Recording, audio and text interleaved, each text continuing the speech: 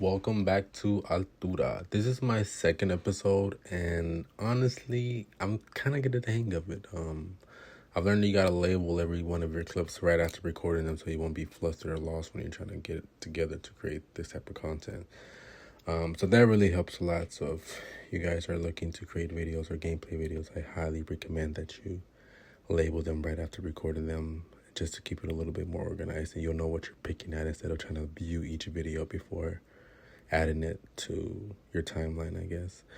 What we're going to be working on today is this building on the Riverside that I placed originally, that when I first made the city, and I rushed through it and I thought it looked great.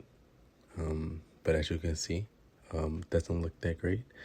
And also, if I'm not mistaken, I think the surface area of the building is a little bit large, and it's causing it to come out of the Riverside, and that just doesn't make any sense for me. So ultimately I end up replacing it, like completely removing it.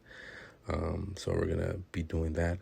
Also, I'm gonna be looking into trying to create or figure out exactly where all this foot traffic is going and where it's coming from, and how we can allow it to use both the Riverside path and the elevated path, because there's two of them, and I had to basically jerry rig the path so the pedestrians can start using the elevated one. So I just wanted to make sure that it worked and it functioned before leaving it there.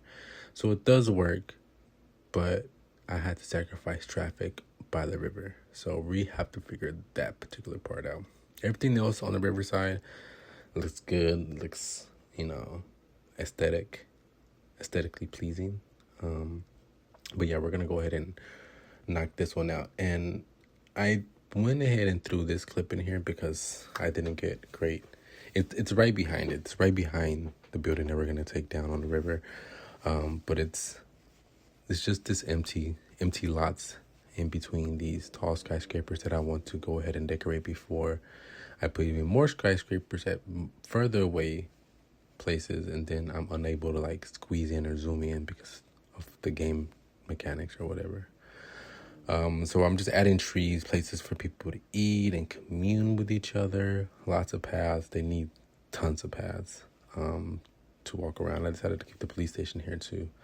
I also went ahead and tried to create tall New York style buildings, but these buildings have a tendency to upgrade by themselves, and then they end up turning into a building that I didn't put there originally, and you'll see that happening in a bit.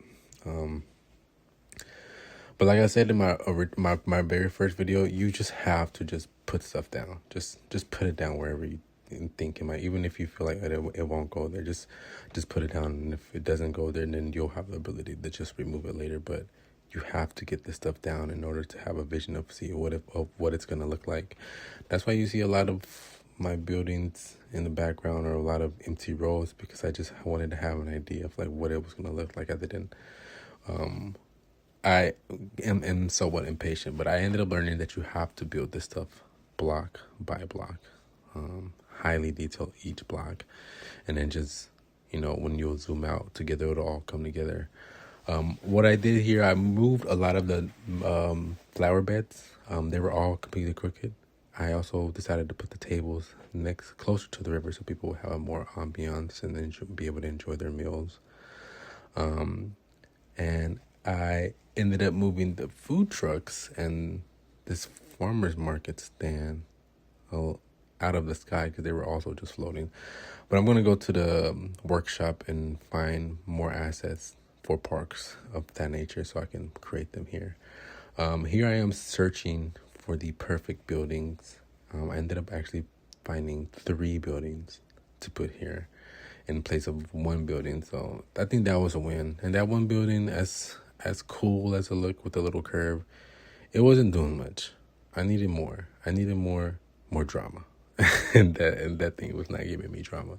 I put this park here and immediately regretted it. It just looked super tacky, and it was just like, let me get this out of here. So I ended up finding these 2 buildings, and these buildings really brought the whole thing together. And it's crazy because they fit like a glove. You would think you would never have guessed that it literally came all the way up to the limit of the sidewalk on the river. So I thought it was a win, and I was like, I guess it was just meant to be because it literally fits there. I decided to go ahead and decorate these trails as well because they were looking a little bit barren, and add a little bit bushes for decoration, and just, make it livable and walkable, so people could actually enjoy them. Losing my train of thought here. Trees, just tons of trees. I'm just trying to put trees everywhere. I have ideas of more future projects, and I think I'm getting a little bit better at recording videos, but this is the completed product.